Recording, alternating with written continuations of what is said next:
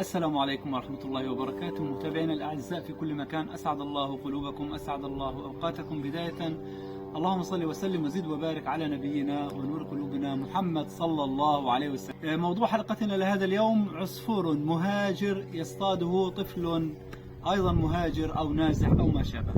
لماذا نعرض هذا العصفور؟ لأننا وجدنا في ساق هذا العصفور حلقة، والحلقة مكتوب عليها الآن، يعني نريكم من خلال الفيديو الكتابة الموجودة على الحلقة.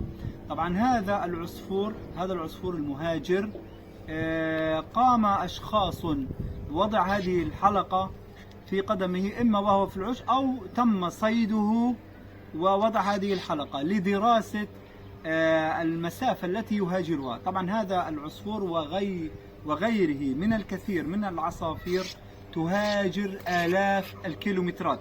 هذا هاجر آلاف الكيلومترات، قد يكون موطنه الأصلي أوروبا أو ما شابه، لا أعلم أين موطنه الأصلي. هاجر آلاف الكيلومترات حتى وصل إلى غزة، وبالتحديد منطقة خان يونس، وقام باصطياده طفل. أخذنا العصفور من هذا الطفل لنعرض الحجلة أو الحلقة التي في ساقه.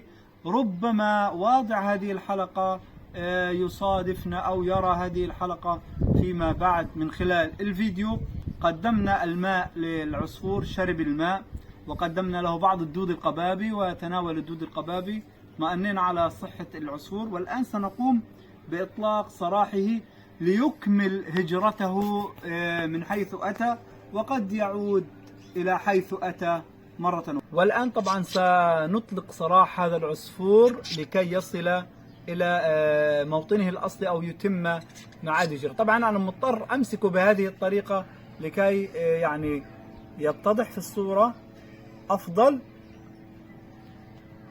هذه منطقة الظهر، هذه منطقة الأقدام، هاي الحلقة يا جماعة، هاي الحلقات، هاي الحلقة. هذا العصفور الجميل. والآن سنقوم بإطلاق سراح هذا العصفور لعله يصل إلى موطنه الأصلي. شو بتحبوا نحطه على شجرة ولا نضعه؟ بدنا إياه يبين في التصوير. أنت خلي يعني الكاميرا. راح أرخيه. إحنا مش متوقعين الاتجاه اللي حيطلع فيه. يلا.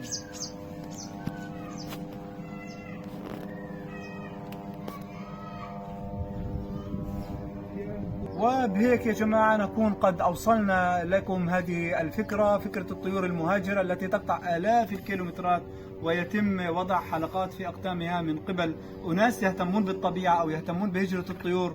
هذا والله الموفق. أرجو أن تكونوا قد استمتعتم مع هذا العصفور، والسلام عليكم ورحمة الله وبركاته.